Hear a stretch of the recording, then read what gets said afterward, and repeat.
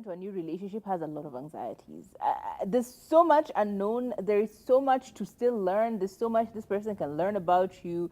There's people have baggage. People have their own lives. Before they met you, they were people still. You know, they made decisions without you there in their lives. So oftentimes you tend to have a lot of anxiety, especially around how will this person accept me for who I truly am if they really truly know who I am, right? And these anxieties don't go away, they only go away with time, with patience, with honesty and communication with your partner, and more importantly, with wholehearted love and commitment to a relationship. Because it doesn't matter whether you're with Kamau, Ondieki, Njorog, it doesn't matter who you're with, these anxieties are going to be there. A lot of people tend to struggle with other issues because you came from your relationship and they left you in a state of, I don't know, lower self-esteem. They crushed you a little bit. You're dealing with that trauma from that relationship and you're coming into this new relationship with a lot of insecurity, a lot of unknowns. So you will end up having a lot of anxiety. Like, I don't think anyone has ever ended a relationship and gotten into a new one and they're like, ooh, hunky-dory, all is well, let's get into it. Let's see what this one unfolds. No, you get into it with a lot of anxiety. And I really want to know from Turi, what was one thing that you were anxious about when you got into your current relationship at the beginning? I think the notion of, you know, are they going to choose me and choose me unconditionally? Like, are they going to always choose me? And even if it doesn't work out, are they going to go after me if something goes wrong? Because I think I had that need in me for somebody to always, you know, choose me. Like, even if we have an argument, you're going to make this right, you're going to fix it. So you get into a relationship with the fear of, if we have an argument, he won't resolve it. Like I think the thing in my head was like, if we get into a relationship and we end it on bad terms, he's not going to want to fix it. He's just going to be, okay, it's done, and go on and move on with somebody else. And that was a huge trigger for me. So I got in with that expectation of, if something happens, if I feel uncomfortable, you fix it. Yeah. And how did you deal with that? I think just recognizing the signs of not every relationship is normal. And when you start having this doubt, when you start doubting your partner, when you start asking yourself questions, when you start going through their phone, because there are signs that, you know, creep up. When you know you're getting into such a state, you're becoming anxious about something, just sit down with your partner and have that conversation and say, hey, I'm feeling like this and this and this. I feel like we're disconnected here and here and here. How do we deal with it? And communication is not easy. We talk about it all the time. So just recognizing those signs and recognizing my anxiety and communicating it and not attacking. I love that. You said understand that it's a normal thing, that you're not the only person who goes through this. They probably are in the same space, but also recognizing some of the signs, like constantly doubting your partner, going through their phone, and so on and so forth.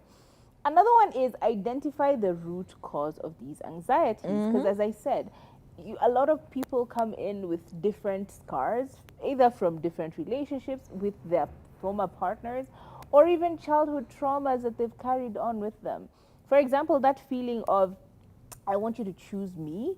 It could be, I'm not, it could be for someone else that it is just a thing of, I've never been accepted. Like, no one has ever put me first. I've had to be the one to, like, brutally put myself first, to brutally take care of myself and figure things out for myself.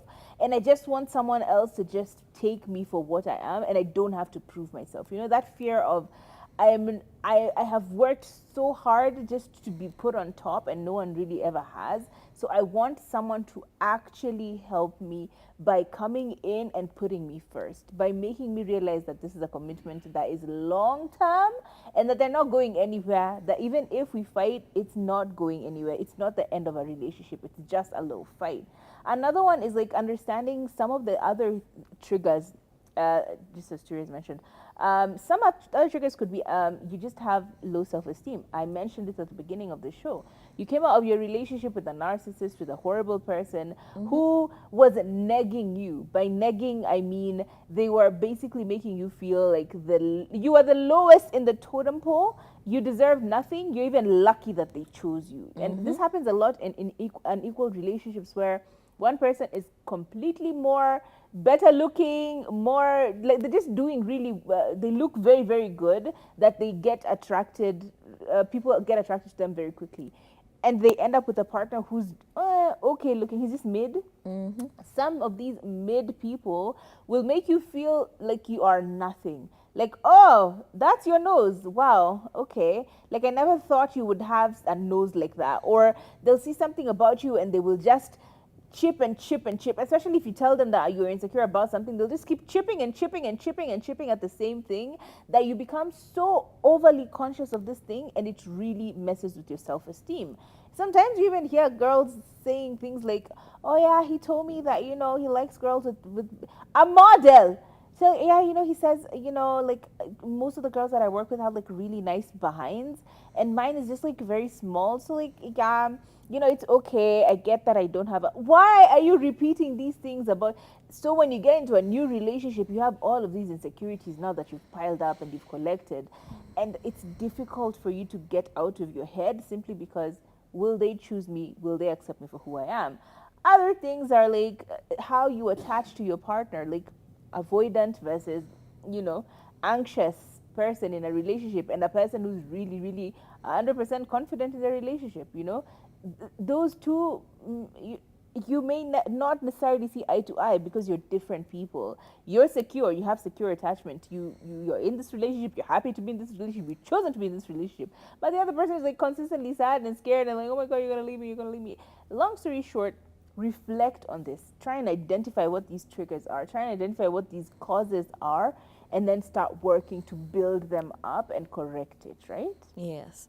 And another one is, don't lose your identity in a relationship. Yes. We talk about this all the time. Maintain who you are, maintain your identity, maintain who Faith is and what makes her happy, what, you know, has her eyes sparkling. Because we've seen a lot, you know, the stories about women losing their spark when they get into a relationship, when they get into a marriage, simply because you just got into somebody and you got so caught up in who they are and everything they do that you lost yourself. And when you find yourself in such a situation, you're so lost because it's not who you are. I don't enjoy golfing, but why do I have to dress up to golf every other weekend when I could be doing what I like to do? Yes, And you're always uncomfortable, always sad, always, you know, it's always something. So do not lose who you are when you get into a relationship. Yeah, your cup is empty. And speaking about filling cups, I think it's very, very important for you to find time within your day to just practice mindfulness. And practicing mindfulness tends to sound very Caucasian. It sounds very white. Hey, that's a white people thing. But practicing mindfulness can be as simple as taking a nice long shower after work. And during this nice long shower of yours, you are really just going through your day. How was my day? Did I like it? Did I da da da da? Something about that calms you down, gives you a little bit of soothing, and you end up having a much better evening and conversation with your partner if you're in a relationship and you live together, right? An additional one would just be, people talk about meditation.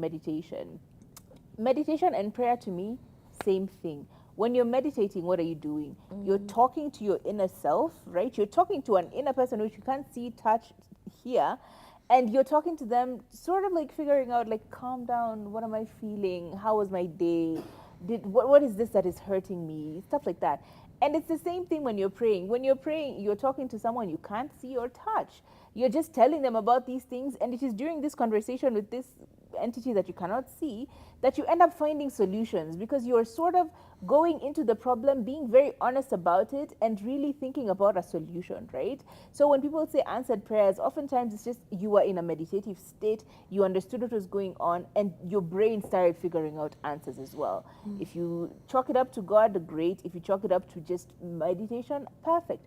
I think there's so many ways in which you don't have to make it look like it's an unattainable thing that you can't do. Oh no, that's two white people. Going for a walk, it doesn't even have to be a complicated walk. You can decide every day, instead of taking a job to work, I'm going to walk halfway, then take a job the rest of the way. You know what I mean? It doesn't have to be made so completely unattainable. You don't have to go to work in Karura for you to have a walk. You can just walk outside your digs. You can walk within your house, you know. So find spots and pockets of your time where you meditate, journal, talk to yourself, you know, watch a good movie that you enjoy.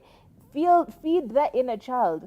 Turi and I keep having this conversation about how we've gone back to watching cartoons, right? And if you look at it, you're like, you're a grown adult. Why are you watching Johnny Test? Like, why are you watching Scooby Doo? Like, what's the dealio there? But there's something about it that feeds the inner child, because us kids didn't have electricity growing up, right? And there's a chunk of space where we didn't have electricity. So I missed out on all of that, where people are talking about all these Telemundos and Storm Over Paradise and Kiria. So I need to go back to that little girl and tell her, this is what you missed out on. It's really nothing. Enjoy it now that you can.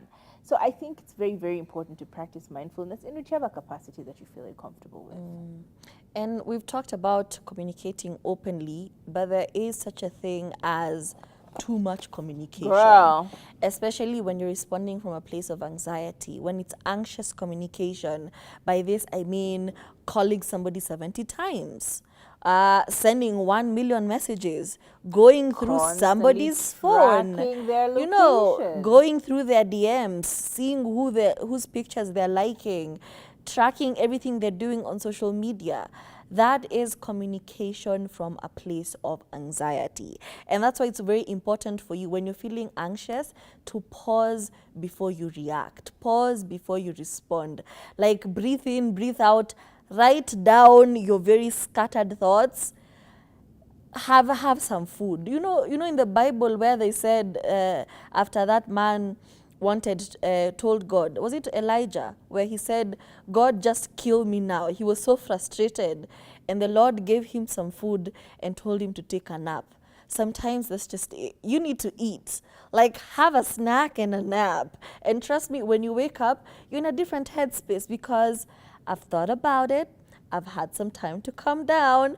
But if you're just doom scrolling on social media, and there's a way the algorithm feeds into what you're feeling. I can explain it. It's something spiritual. You're going through something, the algorithm will tailor make it to just up the ante on your anxiety. So you're just going to be over there seeing everything, and people having different opinions. It's just going to fuel you more. So sometimes just switch off your phone, have a snack, and take a nap. Trust me, it's been a solution for so many of my problems, because I have so much anxiety with so many things. So sometimes I'll just switch off my phone, have a snack, and have a nap. And when I wake up, I'm just like, you know what? I'll give the phone one more day before I can get to it, because it's a lot.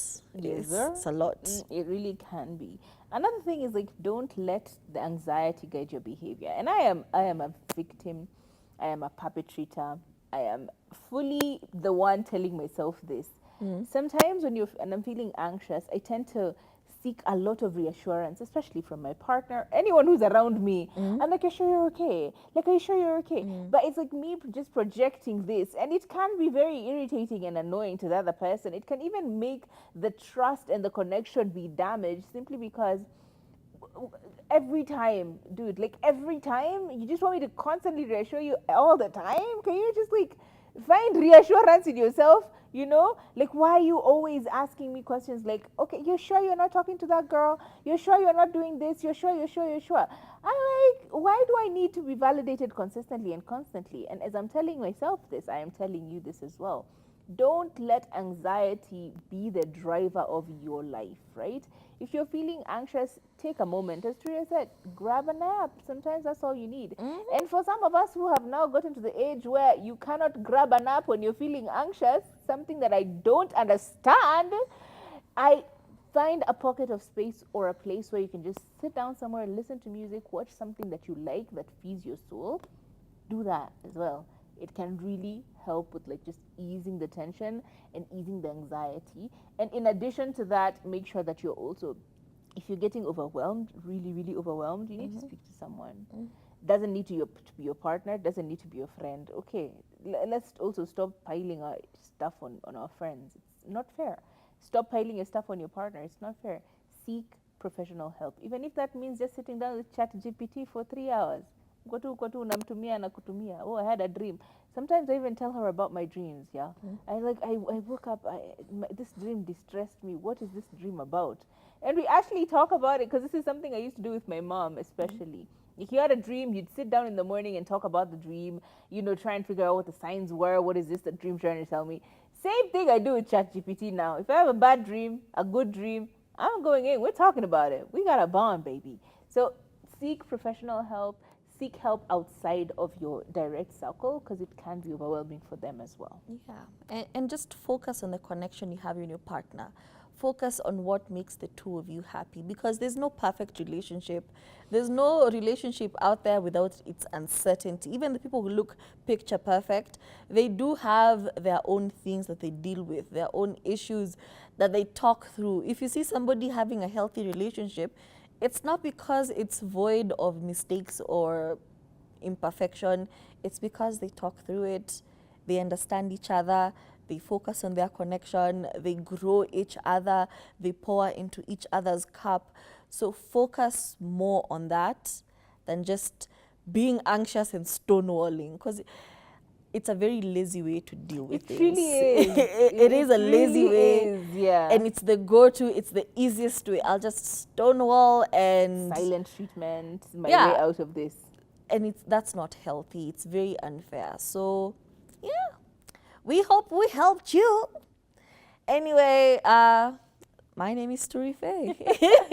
My name is Kasomi. Please, please, please enjoy your week because you have Friday, Saturday, and Sunday. Make sure that you're taking these tips to the weekend. If you're having stuff going on, take this to your house right now. I want you to sit down with yourself for 10 minutes, quietly in a room somewhere.